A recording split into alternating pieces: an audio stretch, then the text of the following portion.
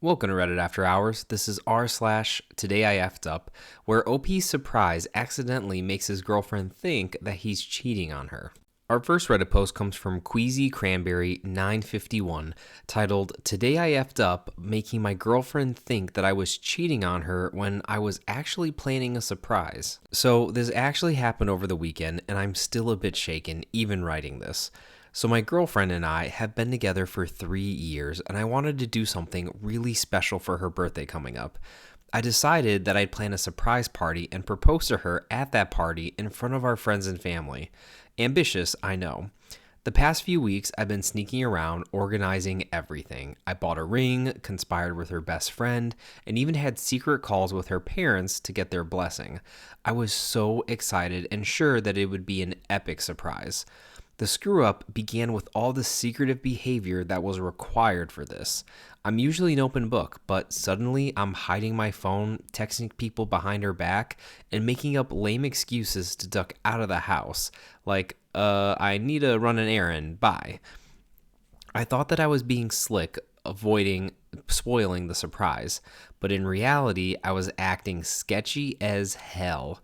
Her best friend, who was helping me plan this, messaged me something like, "Can't wait to see you and go over the final details," winky face, while my girlfriend was borrowing my phone to play a song. I snatched the phone back as fast as I could and pretended that it was a work message. That was a huge mistake, and at that point, I officially raised every suspicious red flag possible. I could feel her side-eyeing me the rest of the night. Over the next few days, I noticed my girlfriend getting quiet and anxious. I tried to play it cool, but I was often rushing off to take calls from the party venue or whispering to her friend about party prep. She started asking me strange questions like, "Everything okay between us?" And I just nervously laughed it off, which only made me look more guilty.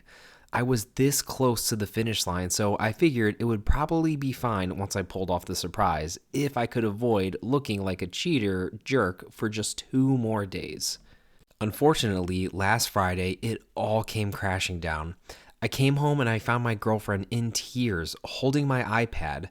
Pro tip, if you have Apple devices, they all get your iMessages.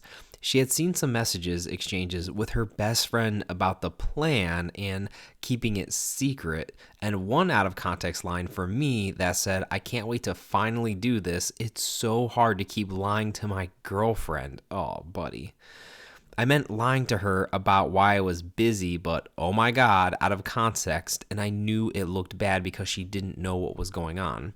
She confronted me sobbing, thinking that I was having an affair with her best friend or something. She was shaking, and my heart absolutely dropped into my stomach, and I started panicking, trying to explain that it's not what you think. It took me a solid minute to get her to stop yelling and listen. I was literally on my knees, not exactly how I planned this, but trying to calm her down and to tell her the truth. I said, "I swear I was lying because I'm planning a surprise for you. Please just open that closet." She was confused and still sniffle crying, but she opened the closet, where I had hid the birthday gift with the ring inside the box. She turned back to me and I just blurted out everything. The party, the proposal, how her friends and parents were in on it, and that I'm just an idiot. She went from angry crying to shocked crying and finally started happy crying once it all clicked for her. I ended up officially proposing to her right there and then on our living room floor because why not at that point? She already knew. Not the grand romantic proposal that I envisioned, but the ring made it onto her finger. She said yes through lots of tears and half a laugh at how absurd this whole situation was.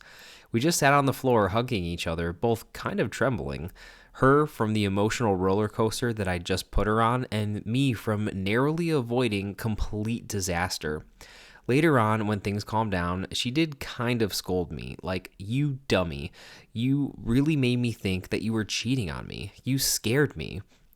Which is fair. I do feel like a total jerk for putting her through that. We also had a laugh when she realized that her best friend's winky texts were about the cake and decorations and not secret hookups. In the end, we decided to still go through with the birthday party that night and act like the proposal was a surprise in front of all her friends. It was awkwardly hilarious because everyone but her thought that she was genuinely surprised when I got down on one knee. They had no idea that she had already found me out beforehand. We haven't told that part of the story to our families yet, and this little fiasco is probably just going to stay between us and, well, now the internet. Oh man, OP, I can't even imagine what was going through her head before you finally came clean to her. But in any case, I'm glad it all worked out for you, and I wish you guys nothing but the best in your future marriage. Our next Reddit post comes from Ordinary Smile 654, titled, "Today I effed up by trying to recreate an adult video move that I had no business attempting." So this happened a couple of weeks ago, and I still think about it every time I wince walking up the stairs. My girlfriend and I have been together for a while, and our passionate hugging life is solid. But you know how sometimes you just get a little too inspired? Yeah, that was me. One night, she was out with her friends, and I stayed home and ended up on a certain website for research purposes. I stumbled on this video where this dude had a girl in what I can only describe as some Cirque du Soleil Karma Sutra hybrid thing. She was squatting on top of him while he supported her from underneath in a kind of bridge pose while using his back and thighs, and they were going at it like it was nothing.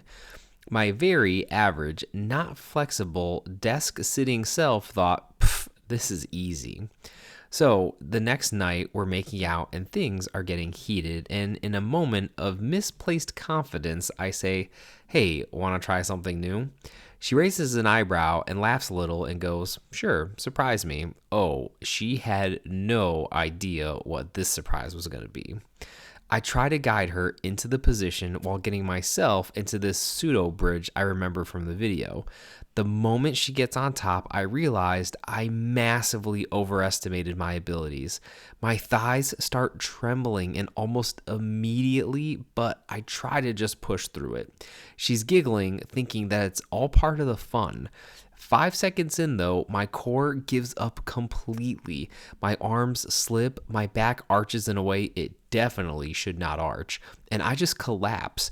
She flies forward like a sack of potatoes and hits her shoulder on the edge of the bed frame and let out a noise somewhere between a gasp and a dying walrus. We both freeze for a second, unsure whether to be concerned or laugh. I ask, "Are you okay?" And she just burst out laughing, like snorting, wheezing, tears streaming down her face kind of laughing. I'm still on the bed, trying not to cry from the pain in my lower back, and she's on the floor, crackling uncontrollably. The mood was absolutely annihilated. Romance, dead and buried. We ended up laying in the bed after with an ice pack on my arm and a heating pad on my spine, watching dumb Netflix comedies in awkward silence. The next morning, I had to explain that I was limping to work by saying that I tweaked something at the gym, which isn't technically a lie, just not the whole truth. Now, anytime I so much as mention trying something new, she immediately says, "Wait, hold on. Did you see it in an adult video again?" So, lesson learned. Those moves are done by professionals with the core strength forged in hell. I, unfortunately, am built like a guy who skips leg day and stretches maybe once a year, so never again. There's a reason that they say that the things that happen in adult videos, OP, are not real and probably should not be tried on your loving partner. But I'm glad that you both could at least laugh about it and no one got seriously hurt. Our next Reddit post comes from Edio, titled, "Today I effed up by trying to hold my breath underwater like a pro and passing out in the bath while my kid watched." My wife was working last weekend, so with 2 kids, it was a busy end of the week for me. Today, I finally had a moment of peace and decided to take a bath. My 2-year-old was napping and my 8-year-old was busy playing Minecraft, so I thought, perfect, some alone time. Of course, alone time as a parent is a myth, and my oldest just kept popping in and out asking me random questions like, "Why are you having a bath?" and "Why are you laying in the bath?" At some point, I got bored and decided to see how long I could hold my breath underwater. I usually manage around 100 seconds, and I used to be able to do this for over 2 minutes actually. I asked my son if he could time me because dad is going to hold his breath for 2 minutes like he used to. To be smart, I hyperventilated a bit beforehand like freedivers do. I took some deep, rapid breaths to, quote, oxygenate myself and heard my son laughing at me. Then I went underwater. The next thing I knew, though, I was being yanked out of the water by my 8-year-old coughing and gasping like a fish on land. Turns out I had actually passed out, and my son later told me that around 90 seconds in, he started poking at me because he didn't want me to make it. When I didn't respond, he realized something was wrong and actually dragged me up and out of the water. After Googling what happened, I learned that hyperventilating before holding your breath is actually really dangerous because it tricks your body into not realizing that it needs air. So instead of feeling the urge to breathe, it just blacks out. My son spent the rest of the day reenacting the scene for fun, while my wife, who thinks I'm an idiot for doing that, insisted that I should go see the GP tomorrow to make sure that there's no underlying reason why I passed out. But honestly, I'm just lucky that my kid was there. Otherwise, I might have become the dumbest Darwin Award nominee of the year. OP, your son did a great job here. You should be super proud of him for pulling you out when he realized that something was wrong. And also, it's good that he's taking, or at least seems to be taking it so well by just making fun of it and reenacting it because, I mean, if he realized that, daddy almost drowned, that might be a little traumatizing for him, but it's good to see that he's taking it so well. Our next Reddit post comes from Trust Mella Lawyer, titled, Today I effed up by going through TSA and testing positive for explosives after handling my late father's heirlooms. So this story happened in 2020 when I was heading to Denver, making my way through TSA at the Indianapolis airport. I'm all dressed up and blinged out after being cooped up from COVID, and I went through the body scanner, and unfortunately, I lit up like a Christmas tree on the 4th of July. I thought this was because of all my jewelry and accessories, but I was taken over to the side by TSA. TSA took the palms of my hand and ran a metal tool over them, followed by a swab of cotton. I didn't know what kind of test they were running, but I just wanted to make my flight, so I didn't care. Well, the test was positive, and the next thing I know, 5 or 6 agents swarm in and start taking my shoes and bags apart. I joked that they were doing this at the wrong time since I hadn't even gone to Denver yet. They did not find this joke funny. While they were looking at the sole of my boots that I was wearing, I finally asked what they were looking for specifically. They said explosives and that I had tested positive. I started laughing in an unexpected way and began cursing my dear late father. My dad had suddenly and shockingly passed away a year prior to the day before Father's Day in 2019. The week before I left for Denver, I was going through his things and I threw something out in the garage and came across this fruit roll-up looking thing with clay in it. A bit of it had been removed and, of course, I had touched it. This wasn't an abnormal thing to find. My dad even kept his dad's stuff from the early 1900s, so I was always finding something. I put it to the side to look further into later, though. The night before I left for my trip, my ex had visited my house to see the kids and noticed the clay fruit roll-up. He made fun of me for keeping it like I had kept most everything else of my dad's, which was one of the things that we often fought about. In that moment, I wanted to show him, so I threw the clay in the trash, and before the next morning for Indianapolis, I took the trash out to the curb for trash pickup.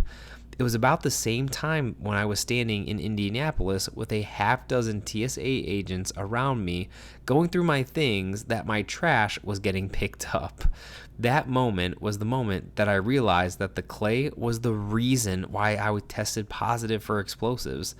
I envisioned the trash man dumping the trash into the garbage truck and then boom. The mental image is still very vivid in my head even after 5 years.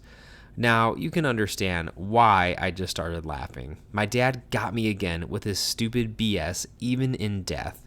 TSA, though, was not amused with my explanation about this. OP, my first thought was, I wonder what your dad was even doing with that to begin with. Like, was he a veteran? Did he like keep it after like a war or something? But hey, at least on the bright side, at least he didn't get put on any no TSA fly lists or anything like that. That was Reddit After Hours, bringing you r/today I effed up. Thank you all so much for listening, and if you like these videos, like and subscribe as we post a new Reddit video almost every single day.